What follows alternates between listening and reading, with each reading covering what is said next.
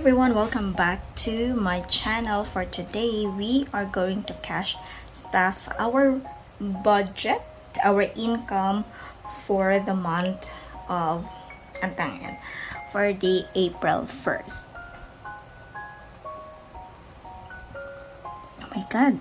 Tapos ng March, guys. So, ang bilis ng panahon. Anyways, my income for this from the full-time job is 13,200, and then sa YouTube channel ko it's 5,500, so na-receive ko na siya. And then I do have also a side hustle, online selling, so may binebenta kaming lampara online. Baka interesado kayo baka interesado kayong bumili, PM nyo lang yung email address sa baba. And then so, ito yung cute na calculator na nabili ko sa isang department store, which is 189 lang. So, our income for total, it's 21,100. So, let's start cash stuffing.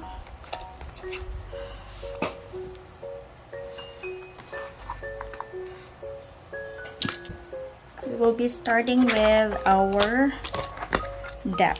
So for our debt, it's 4,000. 1, 2, 3, 4.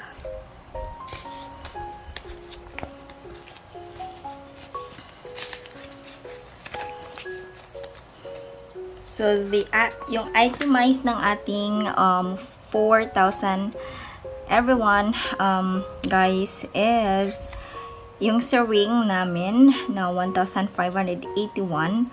Then for his cell phone, which is 2,780, and then 400 for the remaining DGI kasi meron ako natabi na 2,000, and I think that's it. So by next payout dapat lesser na yung debt ko kasi fully pay na ako sa DGI. And our next one would be for the grocery.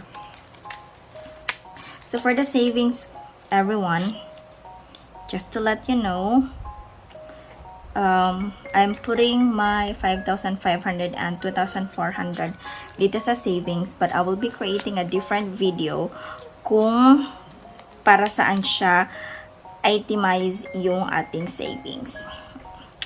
For the grocery, we have 1,500.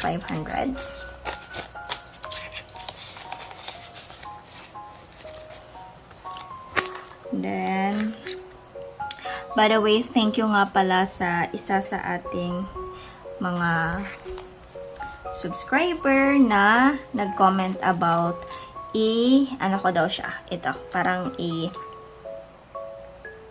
alternate yung ziplock para hindi siya medyo bulky, and it's so helpful, guys. Very helpful. Because I'm struggling with that. So, parking or public transportation, we have 1,000. And then for our utilities, we have 1,000 here. Then, for the vitamins and for Mamshi, it's 1,500.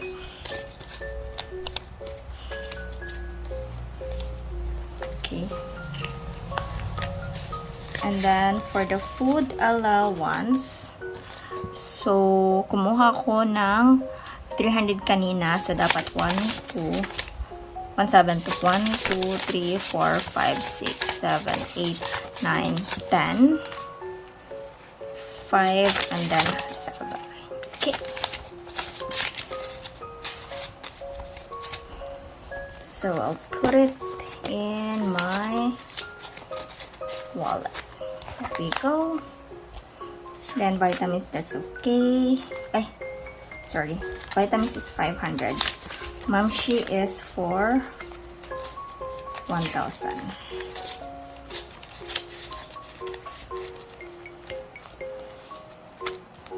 And then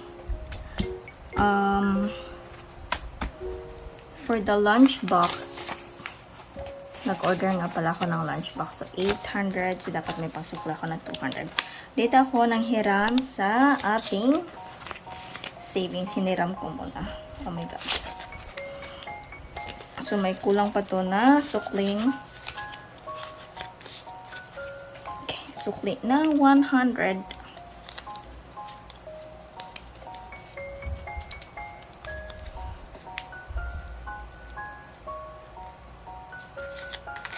There we go.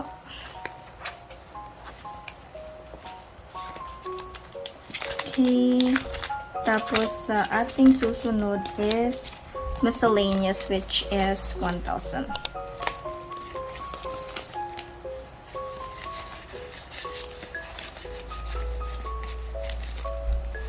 And then, meron pa tayong sobra na 800, but ilalagay ko ito mismo sa miscellaneous kasi for sure meron pang ibang miscellaneous dyan na lalabas. So I think very ano tayo ngayon for today.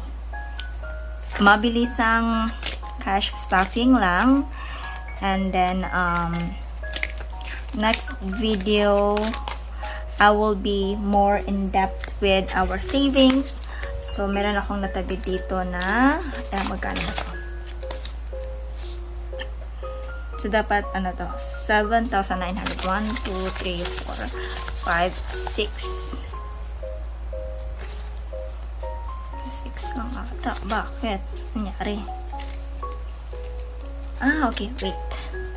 Ito nga pala. Yan. Kasi ito. So, dapat 7,900 ito. 1, 2, 3, 4, 5, 6, 7. So, may sukling 100. So, this is all good. Now, I'll have to see.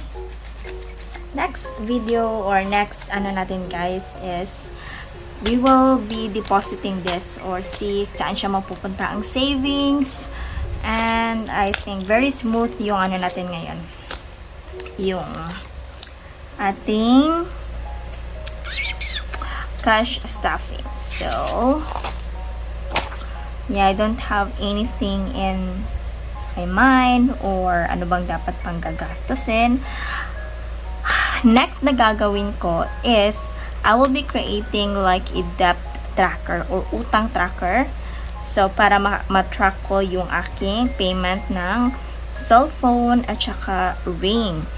And, yeah. So, ang goal dito, guys, is to have a minimum, bare minimum of 22,000 na monthly expenses namin.